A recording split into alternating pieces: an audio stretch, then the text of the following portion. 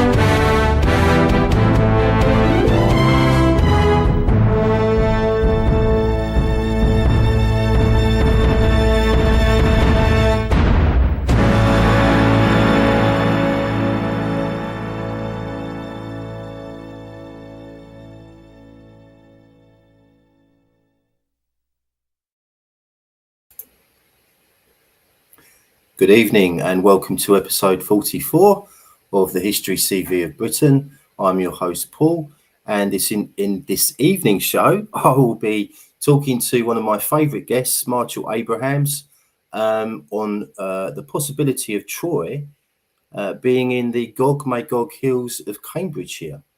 So that's something to look forward to. When I woke up this morning, I had some very exciting news. Adrian Gilbert had posted what I thought was the final part of the Secret of the Grail series on his YouTube channel.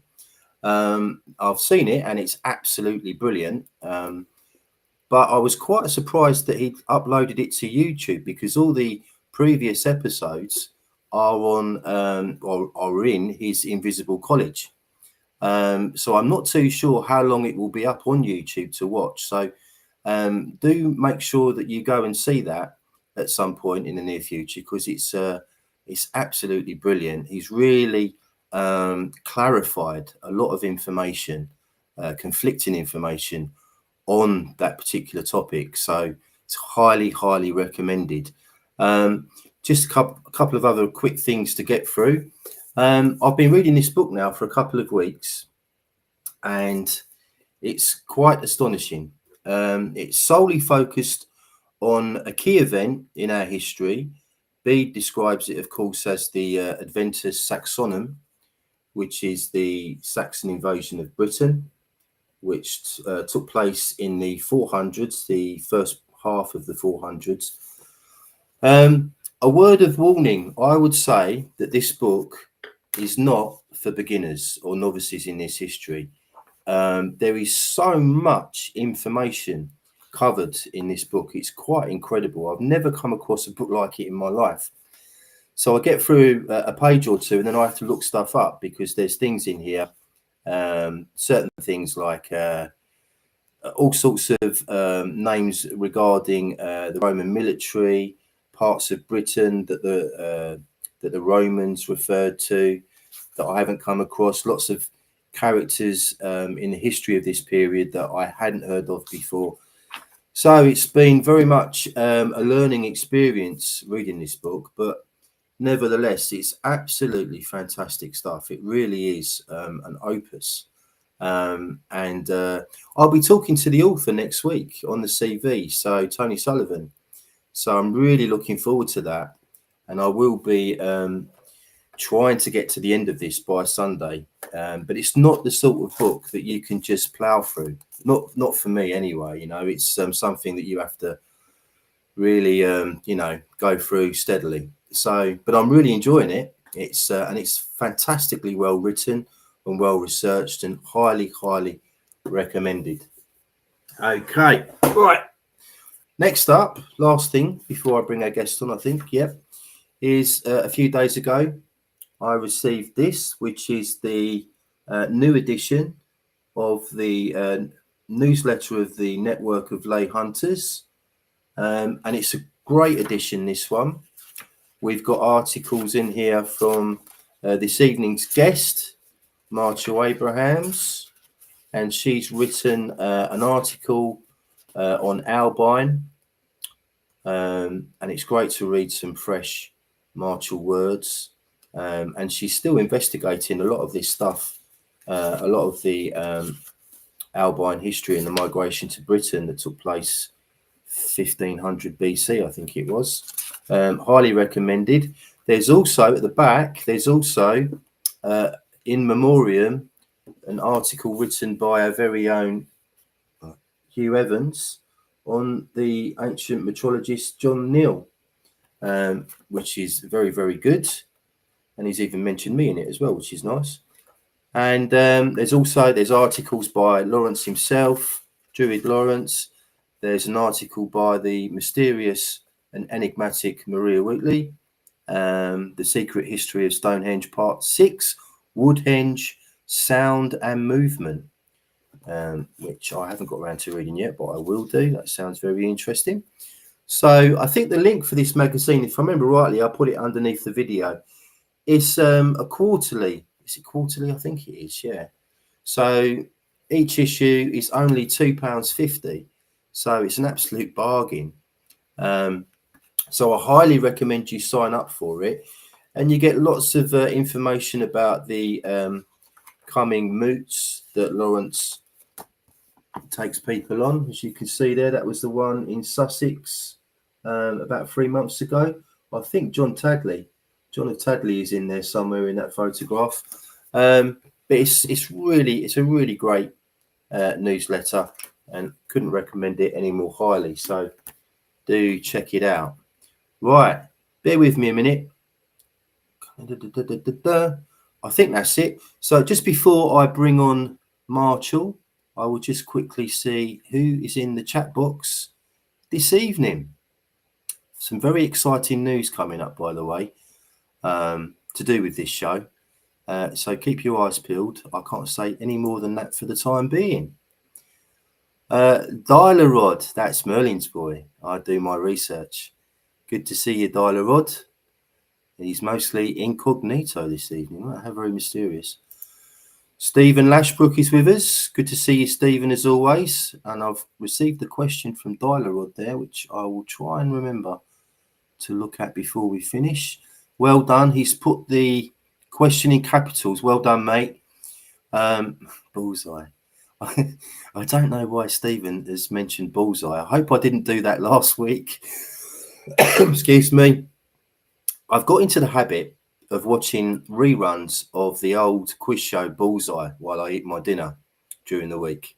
No idea why, but it's really enjoyable. So maybe he's referring to that. Maybe he's got spies. I don't know. Okay, who else have we got here? Richard Johnson is in the house. Good to see you, Richard. Thank you for joining, mate. Richard's done two really Jim Bowie. Couldn't stand the geezer, apparently. Sorry. Richard's done two really good interviews with the author of The Coming of the Saxons, Tony Sullivan. Highly recommended. Oh, blimey, look. John of Tadley is in the house this evening. Good to see you, John. Yes, and Hugh Evans is somewhere, I think in Peru, somewhere in South America, and then he's going on, I think, to the Easter Islands with the current Megalithomania tour. Lucky devil. I bet he's having the time of his life. And if you're watching this, Hugh, hope you're well. Hope you're enjoying it. Right, I've just scrolled through. Blah, blah, blah, blah. There's a new name. Elliot Flynn. Good evening, Elliot. Thank you for joining us. Ben Lee is with us. David J. Mark Manning. Good old Andrew Christie is in the house.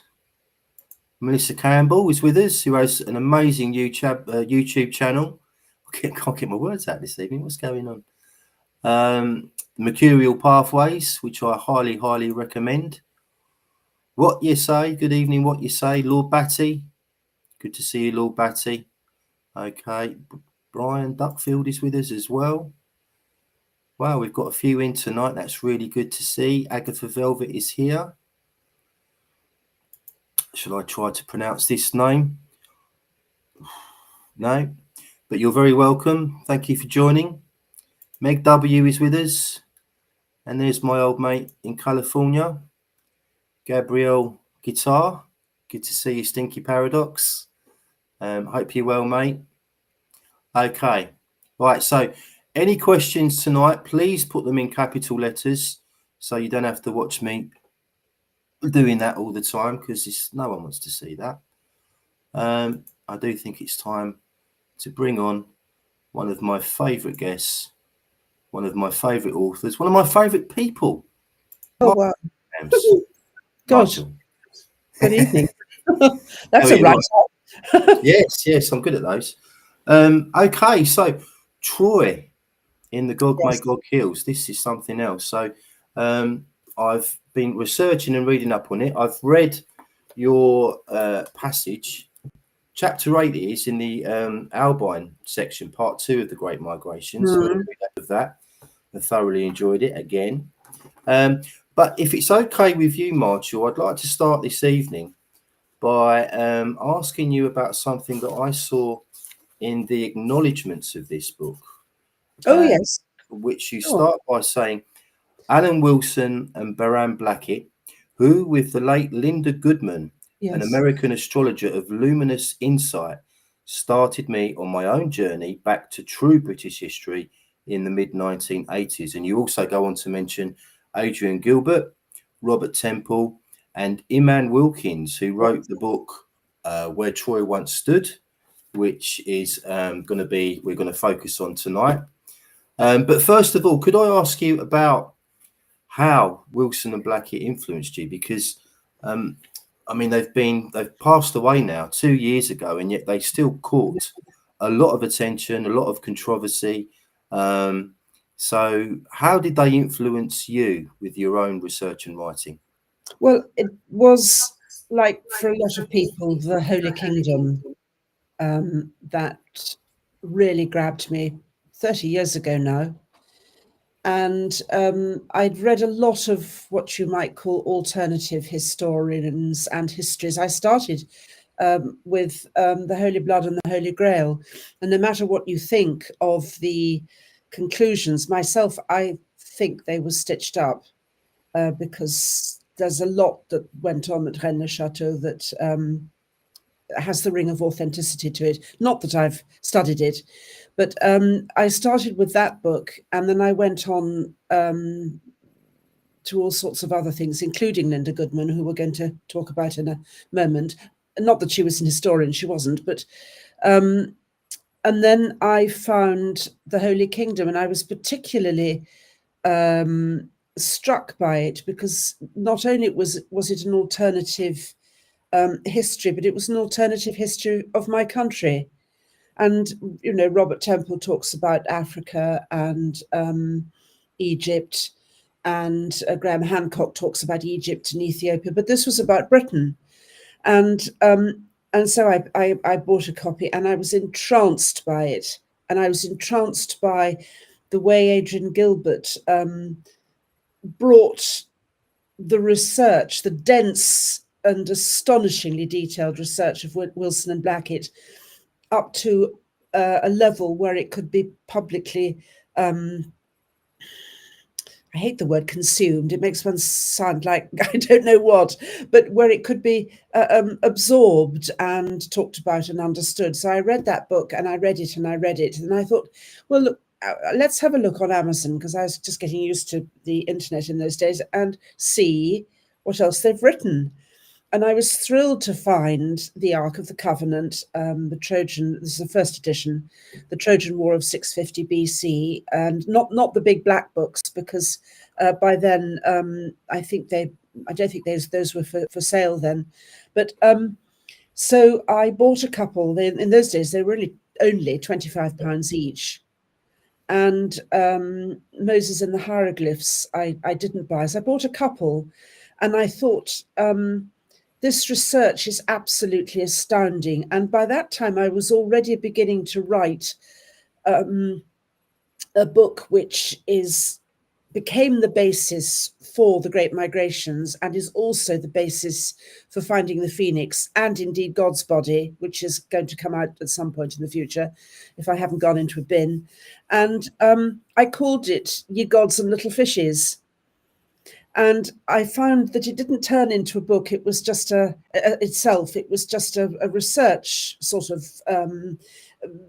record of the way I found my brain was working, because I'm not a an accredited historian or an academic. I was advised not to go to university because I'm dyslexic and I have Asperger's and weird things like that, and I'd have sunk like a stone if I'd done what I wanted to do, which was linguistics at university.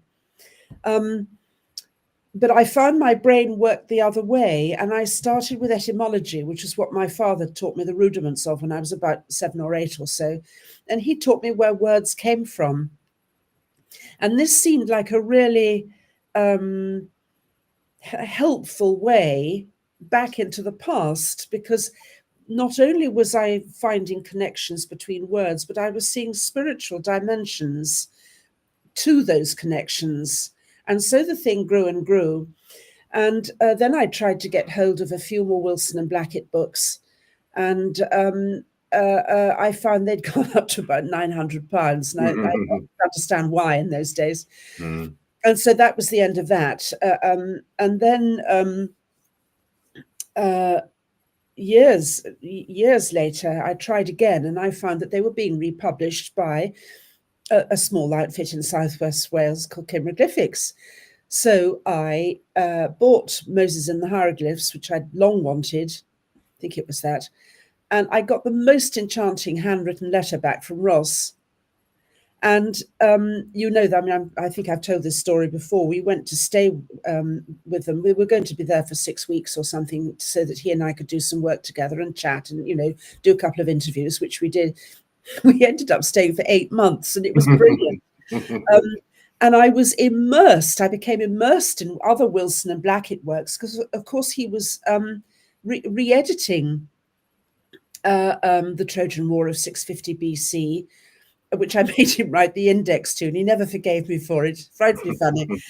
And I'm doing the same with my new author now, John Wright, who's written the most fabulous book called The Epic of Britain, which I saw that on the website, on your website. I can't tell you, the man's, we'll just go off at a very slight diversion for a moment. The way he his writing is so terse and concise and clear that even I can understand Romans and Saxons and all the rest of it, and everybody all called the same name. He's so good. He's called John Wright, and I can't wait to bring his book to you. It'll be a little while yet.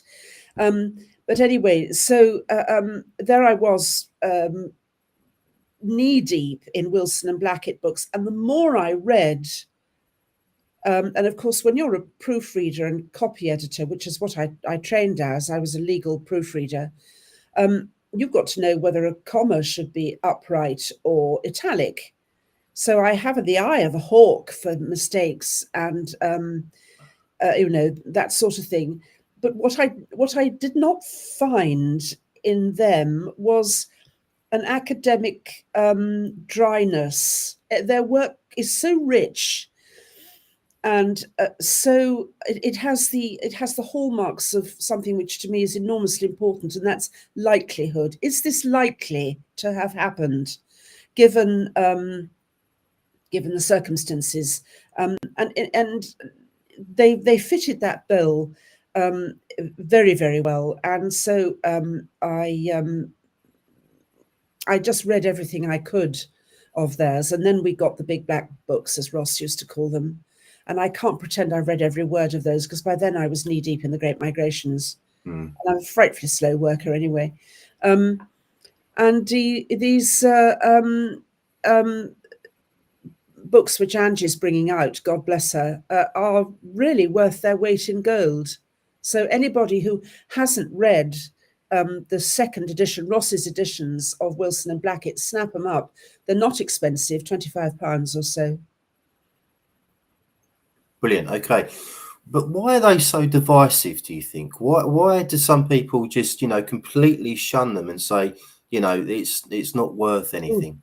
Because they're not accredited academics. B, they're Welsh and they're fighting men. I mean, I know Tony Blackett was from the north of England, but that used to be Cymru rather. Always mispronounce that. Sorry. And I think they didn't understand the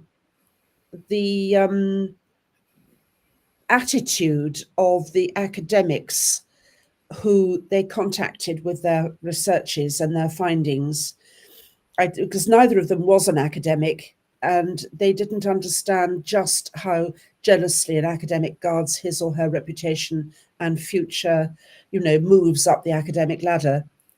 And it all got a bit belligerent. They didn't make any friends among the academics. Well, they made one or two. There was a fellow one or two people like Victor Klube and somebody else whose name I've forgotten, who championed their work. But they took unkindly to having their Welsh history, which of course Alan was encyclopedic in his knowledge of. Mm-hmm. They took very unkindly to people at Cardiff University or wherever turning up their noses at something that they had known all their lives. Mm. And you can understand that. I understand that perfectly well. Yes, but belligerent attitude. They were not accredited academics, but for all that, I mean, you used the word luminous about Linda Goodman, or rather I did, and you repeated it. But if ever I read any luminous research into British and Welsh and, all the rest of it, history, or everything associated with our country, it's Wilson and Blackett. And he wrote so beautifully. Yes. The way I was taught by a Welshman at school. He was called David Thomas Dillon. And of course, we were all madly in love with him because he was only about 10 years older than us. And he was very fiery. And he spoke English, I think, better than anybody, apart from my father, that I've ever met. And I hung on every word, and I adored English lessons, a total nerd, used to read the dictionary for fun. Mm-hmm. But if you want to learn English really well, ask a Welshman. Alan Wilson had that talent in bucket loads. He could brilliant man, absolutely brilliant. I was so lucky to read his works, copy edit them, and help Ross bring out these new editions. I really was. Did you ever have the opportunity of speaking with Alan Wilson? Yes, twice. Before I even knew that Ross was going to be publishing his works, it must be certainly 15 years ago now.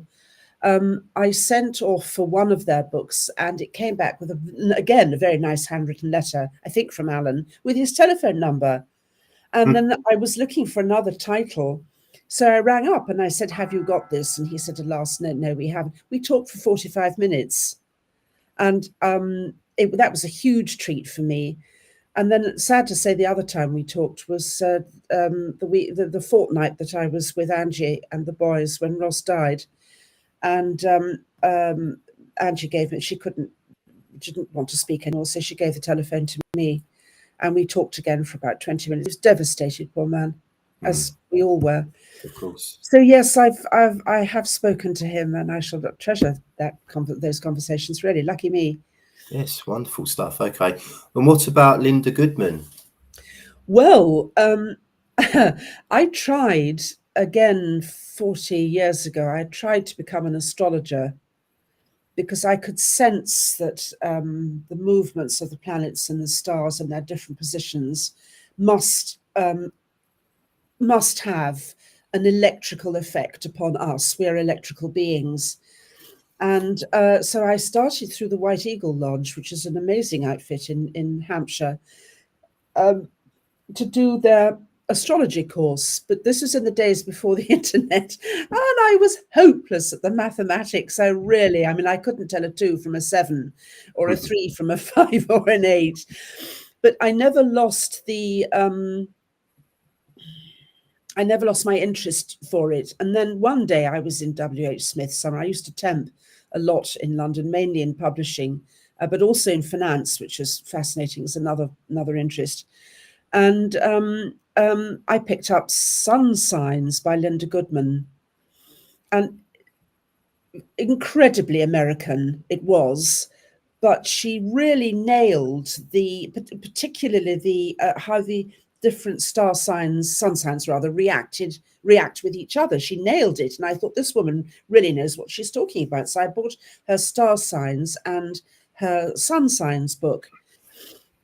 And in one of them, I can't remember which, she introduced me to the concept of lexigrams. Now, I mean, fun when I was growing up consisted of wordplay and hooting with laughter at the consequences. We weren't, we didn't go for practical jokes or anything like that. Anything to do with words made my father and mother and me roar with laughter. We loved all that sort of thing. And so that I took to the lexigram, which is a kind of three-dimensional anagram. And what you do is you could start with your name, write the letters of your name jumbled up in a circle, and then just look at it and allow your brain to switch off and see what comes out. And I think one I did, it was the title of a Gnostic poem in the Nag Hammadi library. And I, being a Libran, I love paradoxes. And it was called The Whore and the Holy One.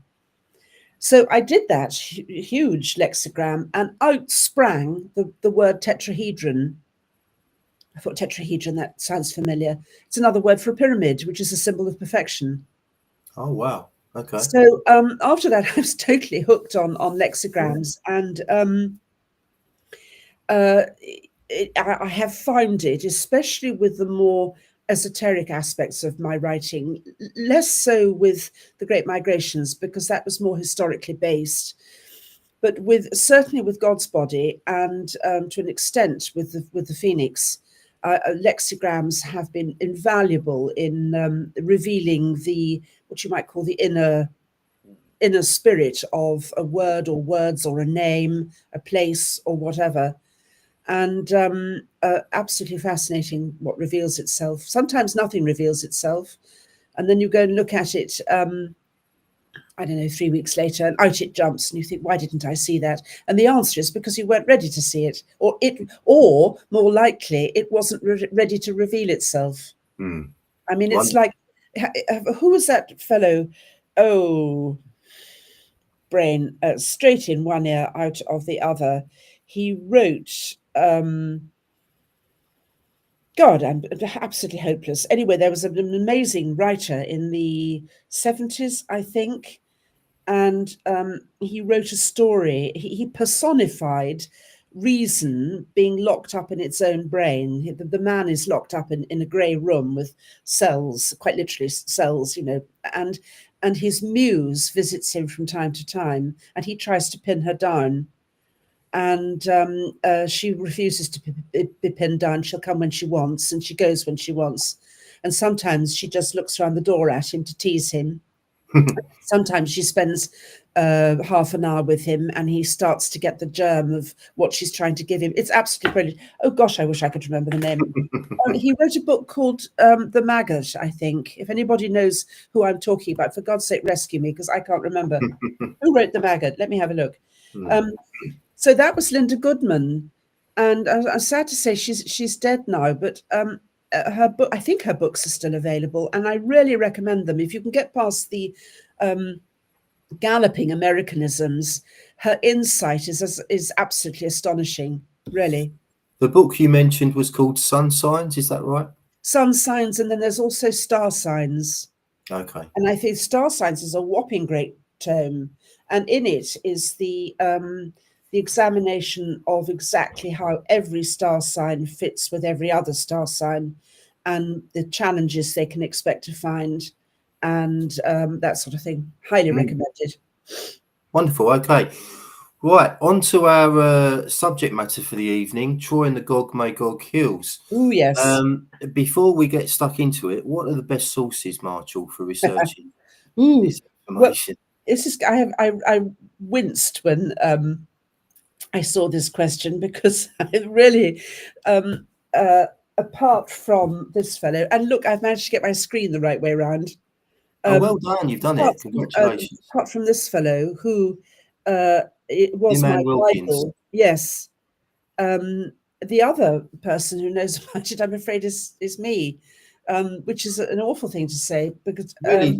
So prior to, because this book was written in 1990, if I remember rightly. So prior to that, nobody had come up with this idea that Homer's Iliad was referring to Britain rather than Anatolia. well, not in a readable version like this, but I wonder if I could just read you a little bit of what he wrote in his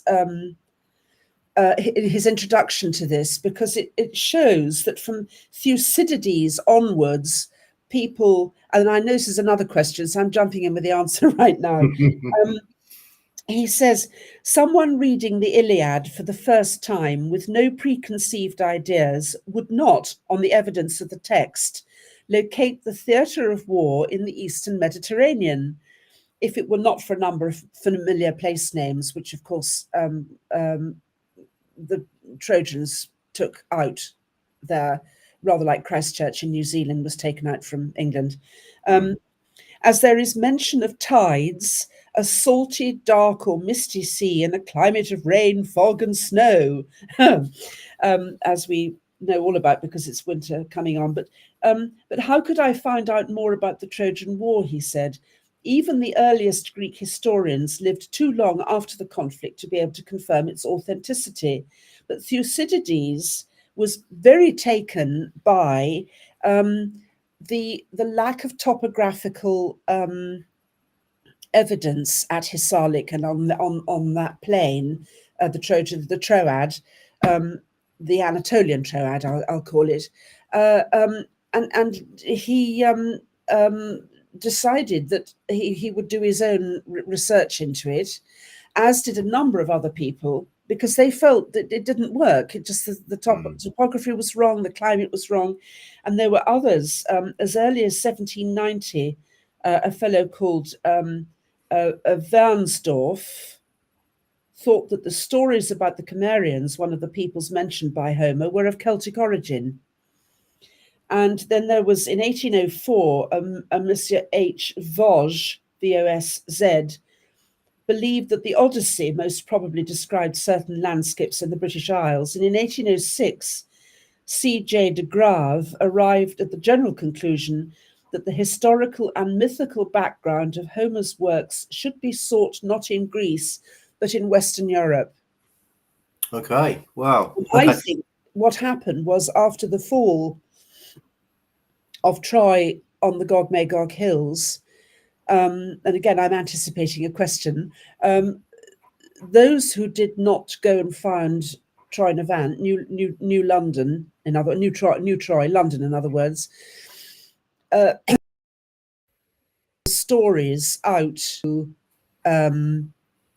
Anatolia, which we already had a connection with because of a much, much, much earlier king of Troy, and that is Herthor. Can I bring him on stage? And Please that do. Herthor is found in this, and this will make, because I plug this at every conceivable opportunity. And Wattle says that the place of Herthor's first appearance is located at Troy in the Troad district of Mount Ida. This is 3500 BC. So there was a Troy at Hissarlik. Yes. Before there was a Troy at Cambridgeshire. Yeah. And then there was a Troy again at Hissarlik, which fell in 650 BC. And there were other Troys as well, but named in emulation, I think, rather than because they were the capital. So yes, bordering the Dardanelles in northwestern Asia Minor, and a tradition in a later scene of the British Edda refers to his having come from the Danube Valley in Middle Europe, an immemorial home of the Goths.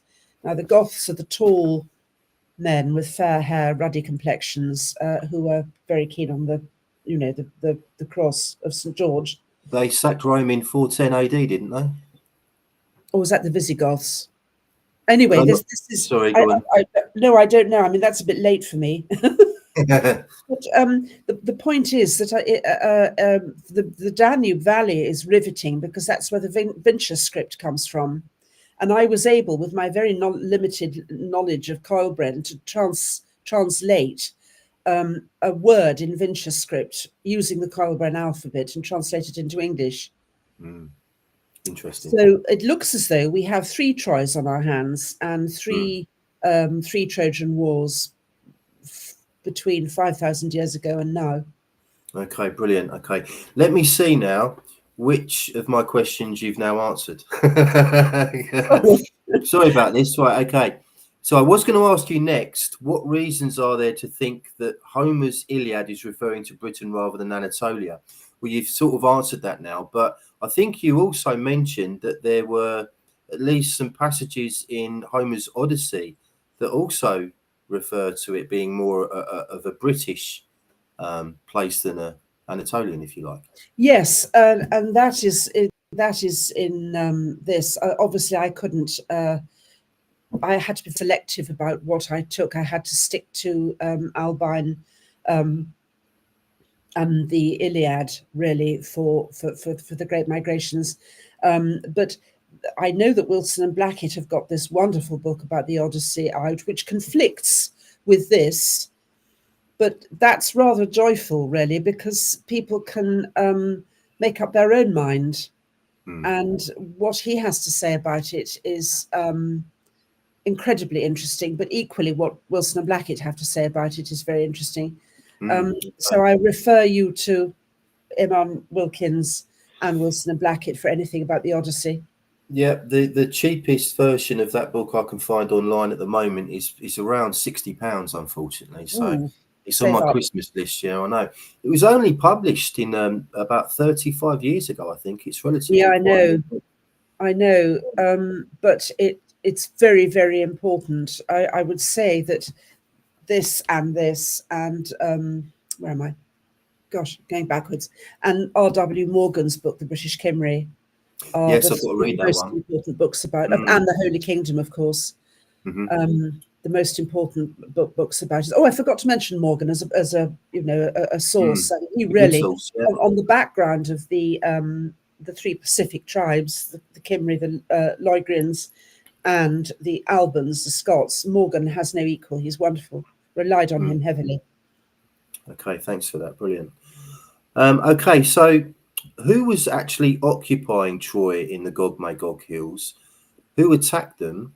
And what was the war fought over? How much do we know? Very little. Again, Imam Wilkins says that it was over trade routes. Let me go back to the first part of our question. Who was there? Albine's descendants, I would say, because we're now coming forward some 400 years, and I'm pretty sure that she either built or rebuilt Troy. And I say that for 2 reasons, which I'll come back to. But so descendants of hers, Troy was the capital of the whole of the British Isles, certainly the main part of it. And Imam Wilkins says that there was a confederation of European kings who were wanting control of the trade routes. And whether or not that's sufficient grounds for laying waste Troy over a period of 10 years, I don't know. I hear me dudes whether that is sufficient grounds. But the other thing, and I'm going to walk bravely in John Hart's footsteps now, because I'm going to go one better and bring magic into the, never mind intuition, I'm going to bring magic into the equation. The Sumerians' notion of magic was very beneficial. They didn't stick pins into people. They used magic to heal, and they used, they didn't curse people or anything like that. But they definitely had, and was this brought from Sumer?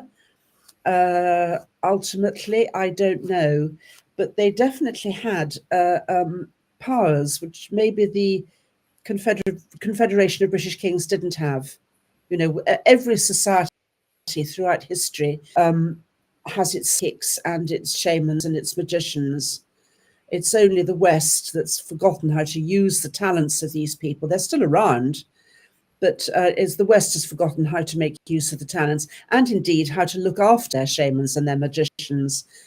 But I think that there was a magical quality, and I'll define magic as the ability to manipulate matter on a molecular level by the use of sound, possibly music, possible words. I don't know. I mean, the Maklu tablets, which I go on about in the Great Migrations, is that was a revelation.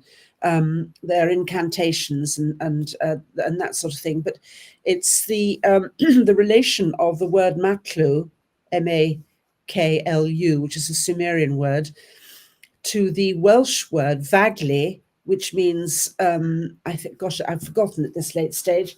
Somebody might Ffaglu. Let me just quickly find it. I think it means faggot in the sense of a bundle of logs that you throw on a fire. Mm-hmm.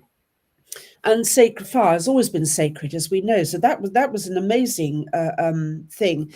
So whether there was an aspect of jealousy, because maybe the connection, the Trojans' connection with what I call the numinous gave them an advantage, which the Confederation of British Kings didn't have. You know, in our history, the Pendragon was the one who could see. The king was the one who could see. He had the sight. And he was valued for this because, of course, who better to look after his people than a man, or indeed a woman occasionally, who could actually see with the third eye what was going on. Very interesting. I think there might have been an aspect of that to it. You mentioned a while ago that you think that the West doesn't really understand or involve itself in magic anymore, but we know that John Dee was the astronomer for the Queen Elizabeth I. We're only going back about 400 odd years ago now. So do you think that's the case, really, that the high ups in this country don't take it seriously? They don't get involved in astronomy and things like that? Oh, no, I think they do take it very seriously. They just keep it very, very quiet. Yeah. And back in the 1100s BC, when Troy on the Gog Magog hills was razed, R-A-Z-E-D, they will have had their advisors who will have been psychics and prophets. It's been like that throughout history. Okay. Shall we move on slightly now? Who was Magog? Now I say Magog because, as I understand it, because we've got now these two different giants, these wooden giants in London. We've got Gog and Magog, but as I understand it, there was only ever one giant, that was Magog, and Gog was his land. Am I right in saying that? Or have I got that wrong? No, we have to go back to Ezekiel. Where, oh God, I know I made a note of it. Where is it? Yes, because this famous passage in Ezekiel. Wait a second, where am I? Oh, botheration! I've just taken out the wrong thing. Hold on. Talk among yourselves for a second, just while I find myself again. It has to be remembered that we are talking. If we're talking about Troy, at this stage, we're talking about the 1100s BC. So some 400 years after Albine came here. Right. You're talking about the Troy in Anatolia? No, Cambridgeshire. Right. But if you look at the levels of Troy in Anatolia, Troy North, because it's got so many levels of building, they just raised what they found and then built on top. And Troy North goes back to Herthor's time in 3500 BC. Wow. So we've got the first Troy in Anatolia, what turns out to be the second Troy brought by Albine in Cambridgeshire, I think brought by Albine. And then we go back to Hisarlik Troy for the 650 war. Right. So they rebuilt it so many times. 295. Wait a second, I'm getting there. Right, Prince Magog. Now,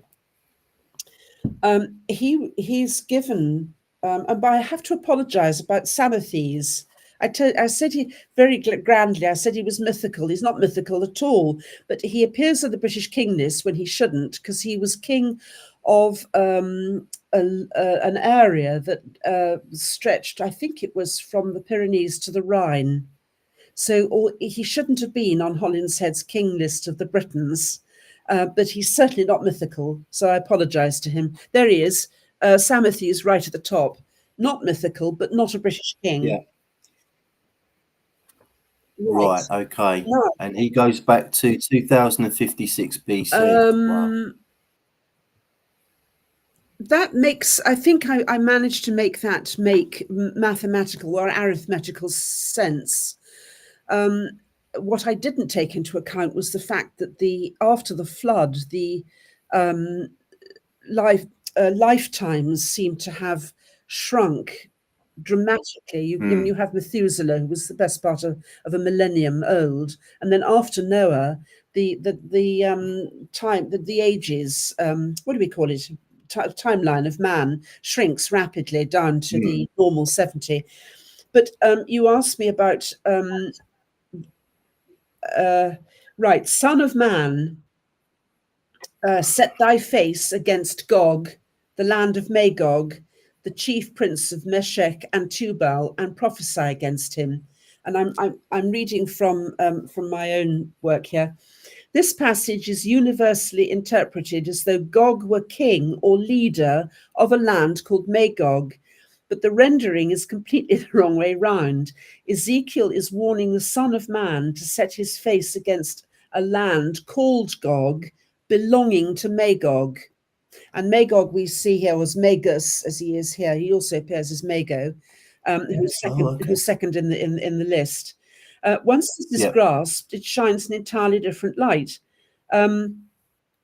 This preposition of either implies the place belonging to Gog, or the place called Gog, as we would say the city of Bath. So the land is Gog, and if there are any Welshmen in the chat tonight, they will know that these islands are called Gogledd, which is the north. So that's Mago of the north. You see what I mean? Yeah. And Magog, I don't know. Magog is something to do with mag, which means might or magic. It's the same. It's the same root. Yeah. Wow. Okay. And there are some people, of course, that will say that the Magi that visited the birth of Jesus were actually British Druids. Oh, yes. Isn't that Adrian Gilbert's? That's Adrian Gilbert's field. Another brilliant book, The Magi, he wrote. Yes, I haven't read that myself, so I don't know if he was actually pinpointing the Druids of Britain as being the Magi that visited the Well, we have to remember that the Druidic religion and Druidic type priests were once all over the known world. It was the ancient world religion, Druidism, when we were closer to Earth and we were more in a position to listen to her and receive her teachings and through trees and things. Don't laugh. Don't you dare laugh. But it's no, not at all. No. No, and it ties in as well with I think it's the Vedas in India. They say that they got their religion from the West. Oh, well, there you are then. That's very generous of them. But the Irish have the same, and it's the same, much the same word as Veda, Fi, F-I-D-H, which is quite literally the spirit of bushes and trees. So a hawthorn will have a different spirit and give you different advice from a beech tree. And in those days, all you had to do really was go and put your hands on a hawthorn carefully or a beech tree, and the knowledge would pass almost osmotically from the bush to into here. We've lost so much. We're getting it back. Jolly painful process. But we have lost, with our reliance on reason and the way we've been, as my other half always says, dumbed down by people who would keep us in subjection. Happily, that's coming to an end. We've forgotten what it's like to receive this numinous instruction, but thank God it is coming back to us. Yes, bear with me 1 second. I'm going to I often refer to this book and I can never find it. And as luck would have it this evening, it's over there. I've got it here. It's a bit bright, but hopefully the light will sort itself out in a minute. There we go. Irish Wisdom Preserved in Bible and Pyramids. Oh, I think Conor McDarry. you have shown this was written, an Irish author. Yes. This was written in 1923. And I read it a long time ago. It's one of the first kind of, I suppose, esoteric kind of books that I ever read. But it's very convincing. He goes into a lot of etymology, which I think you would particularly find very interesting. Yeah. And he is absolutely adamant that the Irish stroke the British were the first empire, if you like, to circumnavigate the earth and teach various cultures all sorts of things, science and religion and arts and all sorts of things. And it's, I'd love to be able to, I don't know anyone else who's read this book, so I'm hoping somebody will, because I'd love to talk to them about it, because it's, it does tie in with so much of the information that I've covered on the channel so far. Highly, highly, highly recommended. Can I say another word about Troy? And that is one of my arguments in the book is that there were 2 Trojan Wars, because at that stage I wasn't including Herthor's Trojan War because that was just going to get too confusing. 2 Trojan Wars, one at Cambridgeshire, Gog Magog Hills, roughly 1150 BC. And the second one, which Wilson and Blackett write about, 650 BC, which was all to do with the Hittite and Assyrian and Egyptian politics. Now, there are aspects of the story in Homer that do not sit well with the 650 BC battle and siege. And I should have read my own book before coming on. But my idea is that these 2 places and 2 stories have been conflated. And we've got one really very much older epic, which is sort of churning away under the more modern politics of the Assyrians and the Hittites and the Helen of Troy story and all the rest of it. That's the modern one. That's the 650 BC. But something I found fascinating was when we went to Troy on the Gog Magog Hills, we stayed in a village at the foot of where the old city had been, which was huge, by the way. And in this village, whose name I have quite naturally forgotten, was a truncated road called Priam's Way. And I've just stuck this on the screen. I think this is, if this isn't the Gog Magog Hills, and it's somewhere very, very close to it. Can you see that, Marchell? Yeah, I can. Yes, I'd have to see a bit more of the topography. Okay. But again, walking in John Hart's footsteps, I have actually seen in what I will have to call a vision, I have seen the approach road and the gates to Troy before they were destroyed. And I walked up it, and it didn't last long, only about 4 or 5 seconds, but it was enough to see this massive wall and a paved road on the, yes. You like that? I didn't put it in. Well, yes, actually, and that's building on an illustration that Ross did for me. Cool. Okay, have a little break for a minute, Marchell. I'm just going to explore the chat box to see if we have any questions. We've had lots of comments. I can see that. There was one right at the beginning from. I long to call you Die the Rod, but I'm not going to. That's Merlin's boy. That's I know, yeah. Channel, yeah. Cambridgeshire is rather flat. Well, yes, that's a feature of the Iliad. The Anatolia plain is flat. The Cambridgeshire plain is flat. It is a feature of the Iliad. Okay, I've just put up the wrong question there. That was. Let's see if I can find the one you're talking about. What did I do before I did the history CV on a Sunday evening? I think was the question there. It's been so long I can't remember. Do you know we're a year old next month already, which is astonishing. Congratulations. Good. Yes, I know. Yeah. Any questions for Marchell? I have seen some. I'm going to find some. We have a comment rather than a question, but he's put it in capitals, so I'll give him the benefit of the doubt. Ooh. Marchell, you are brilliant. Use your pendulum. Yes. You already browse without knowing it. Pendulum will let you focus. Well, I'll carry on. Yes, trust the intuition. Thank you. Thank you very much for that. Oh, have I found here's one, the BHH group resistant to Wilkins. I posted the book in the group once and several were less than pleased.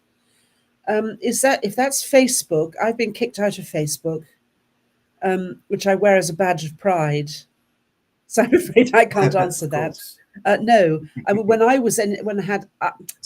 had anything to do with Facebook, it was still mostly Ross was still alive, of course, and it was mostly made up of people who could discuss Wilson and Blackett's work seriously and kindly, and not start falling out with each other. So boring, all that aggression. Absolutely. It's changed quite a lot. I won't digress too much, but it's changed quite a lot since you were last on there, because when Trump was re-elected, Zuckerberg came out and said, right, okay, we're going to re-employ free speech to the platform, if you like. So from now on, we're not going to censor or ban people for saying what they think, etc. But instead of that, they've kind of put everyone against each other, if you like. So the algorithms are set to kind of get you involved in lots of like fisticuffs and arguments on there, and so it's absolute carnage on there at the moment. If you very ask me. focused, very calm, especially when it's like being in a riptide. You know what I mean by a riptide? When I lived in the northeast coast of Aberdeenshire, we had a riptide from the Murray Firths, which used to meet the currents from the North Sea. And that coast was wild, even in summer. And being a sensitive, I found it very difficult. My late husband used to love going down to the beach, where the lighthouse is, Rattray Head Lighthouse. But for me, it was like having one giant there and one giant there and arguing over the top of my head. The clash of electricity and currents was too much to take. And did you get dizzy? Sorry to interrupt. Did you get dizzy? Are you saying that you experienced kind of dizziness because you had these huge things either side of you? Well, it was just like having two currents. I could sense the riptide, and that's what it's like at the moment. So stay calm and stay focused, and for goodness sake, don't get dragged into any arguments, because it's very draining. More. This is a good question. Yes, doesn't Geoffrey of Monmouth give us Troia Nova from the Trinovantes, Trinovantum? I think it was the other way around myself, because that was one of the questions you were going to ask me. I'm sorry, do you want to carry on looking in the chat? Because I'm about to gallop off again. No, you gallop off again, and I'll carry on looking. I'm listening to you and looking at the chat at the same time. So you asked, one of the questions you asked was where did the Trojans go after the fall of Troy? That was my last question, yeah. Yeah, and I think we haven't done it in any order, have we? Does it matter? No. I was attempting to, yes. Sorry. I'll wait to be guided then. Yes, instead of that, how about this, Marchell? What does the name Troy mean? Oh, well, the concept...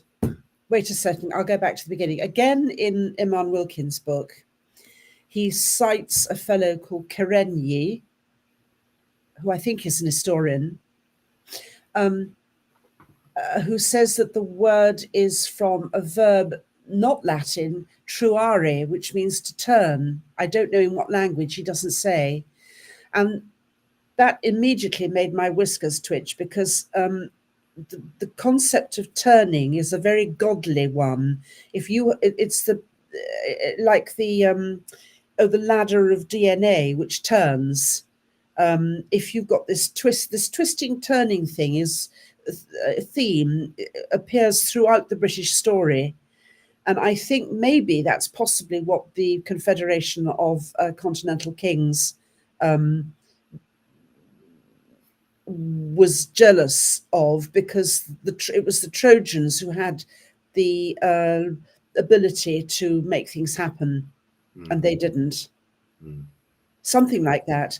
But this turning, but it's also, I think, not based on, but related to such words as daru, which means oak, and it also what's the Welsh word for a door? Richard Can't Johnson. remember.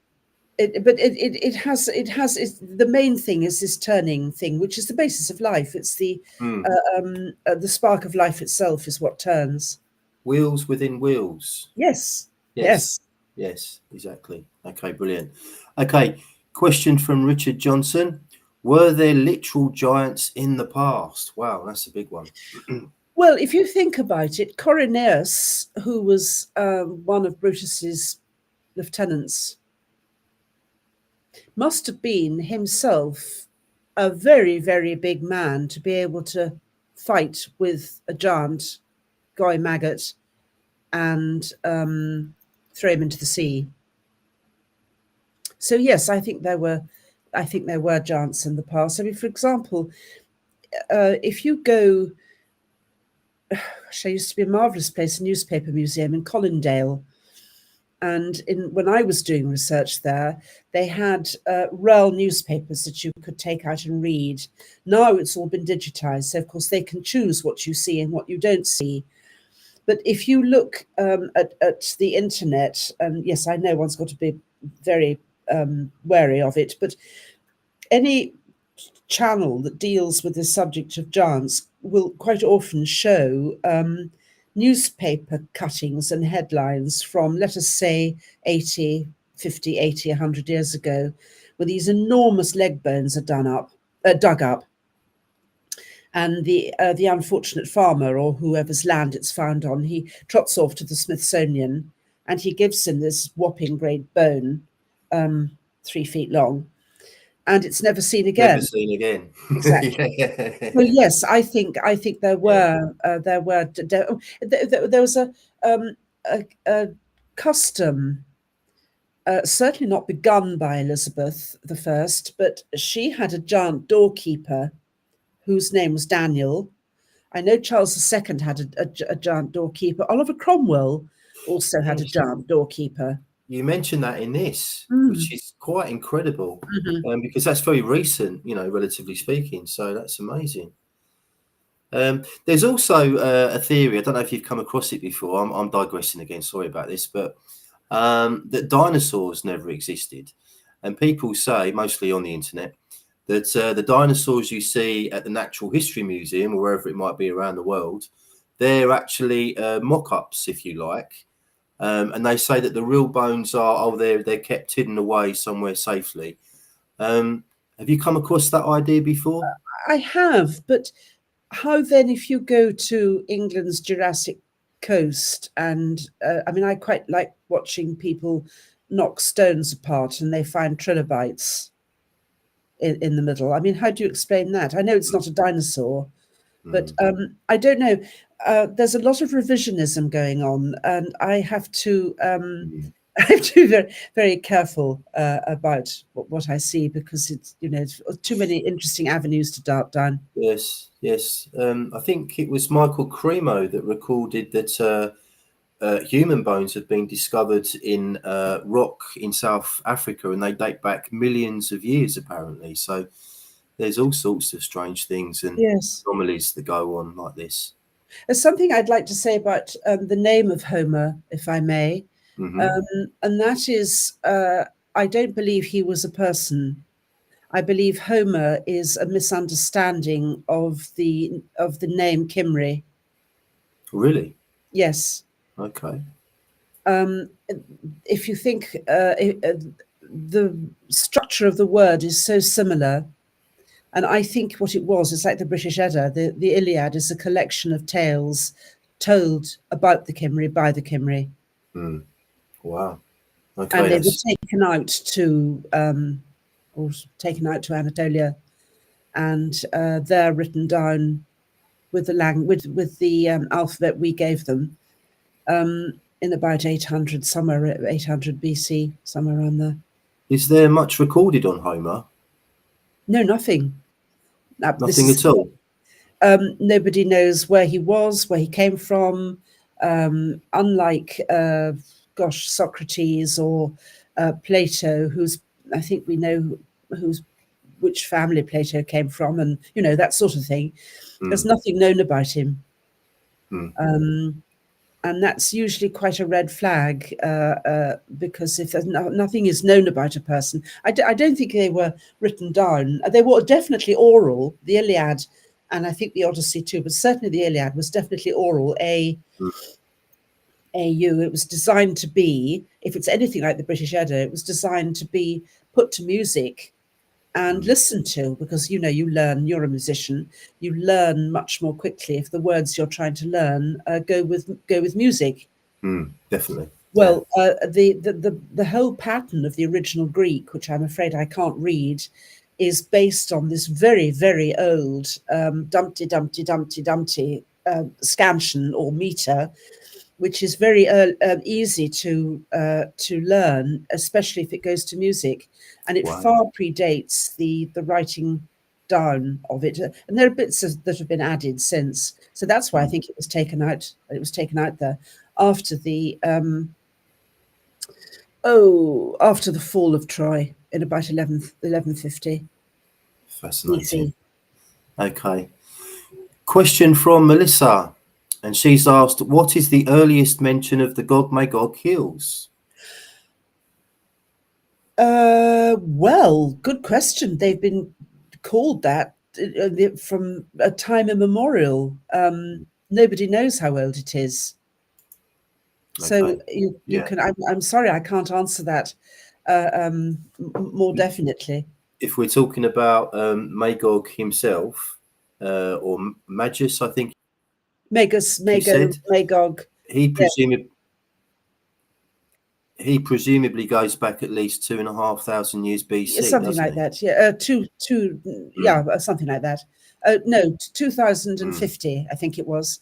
And he might well have built Troy himself on that one little hillock that Cambridgeshire has, and of course he would have been able to see all round him.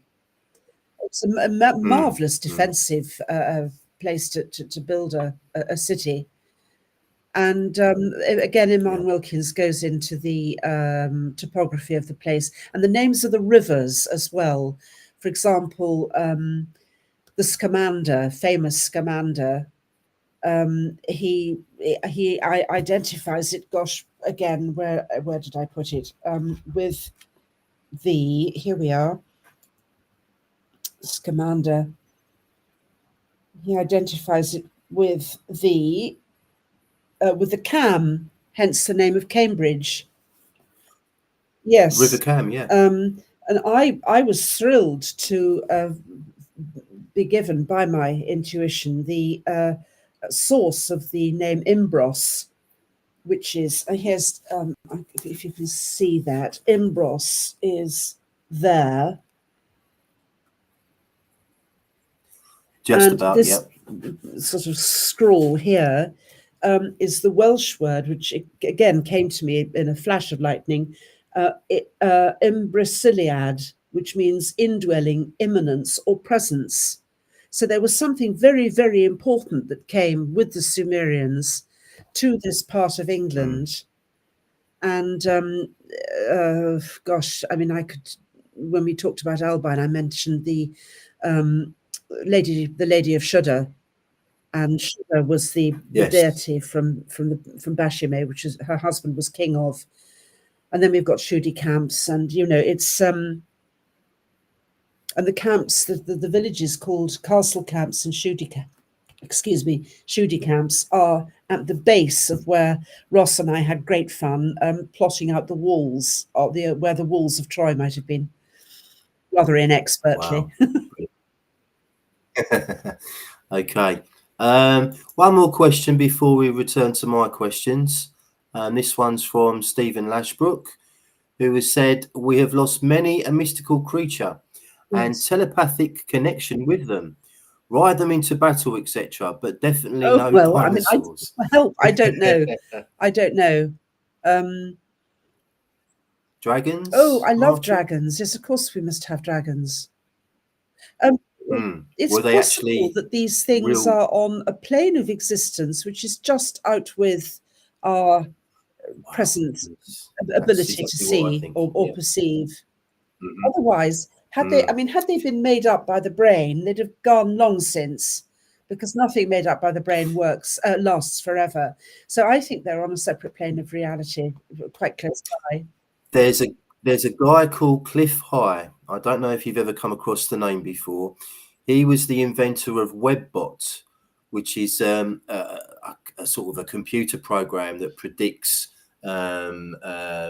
people's speech, and what they're talking about is predicting future events. Anyway, his father was quite high up in the American army, and he told a story where during the Vietnam War, the soldiers were made to wear these like super duper goggles, basically, and everything they saw was red. But basically, once they put these goggles on, they saw all sorts of things that they weren't expecting to Lovely. see, i.e., things like Yeah, dragons and yeah. demons and all sorts of This is different coming back stuff. to us. It's going So to be quite a shock. yeah, I've just seen Melissa's asked, is Troy basically the same location as Cambridge? Yes. If you look on at Wandlebury Rings, that is the summit of Troy. And if you look on the other side of the road, there is another ancient circle, but very degraded now by ploughing. So that's the two eyes again, the watchers that seem to be like Stonehenge and Avebury and those places in Norfolk at Hunston, two oak circles. okay. Dilarod's had a comment here. Would Cambs have been a safer place to land rather than the south coast? I Which think is they why landed on Cambs. the south coast as well, hence the names like Camber Sands, Lyd, Dungeness, Dungy, who was her father. I don't agree with the Shulgi thing for reasons which we probably haven't got time to go into. But I think they landed all along the south coast and around, probably went up the Thames as well. They might have got as far, I think they landed as far as the Severn because of the Abraham mention in the Brute about Abraham, her daughter. So yes, I think they went all round there and probably as far up as the Humber. Humber is another Cymru word, like Homer. Brilliant. Okay. All right. Let's ask you one final question then, Marchell, because I think we've just about covered everything else this evening. So, where did the Trojans go after defeating Cambridgeshire? It would have taken them some time to regroup, but they went, as far as I can work out, they went down Ermine Street and they founded New London, or rather New Troy, where the Walbrook meets the Thames, because they brought with them the plinth from the temple at Troy, and this was made of Clipsham limestone. And they took this whopping great stone with them down Ermine Street, like in the same way that we used to take a log from the old year, keep it alight, and use it to light the fire of the new year. And so they took their stone from their temple and they stuck it down, and that became London stone because it's Clipsham limestone.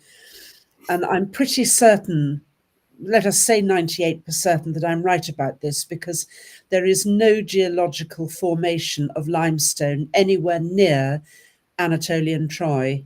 There is this narrow seam of Clipsham limestone, which is still worked today, and that's just above where Troy was on the Gog Magog hills, just north of Cambridge. Wow. Okay.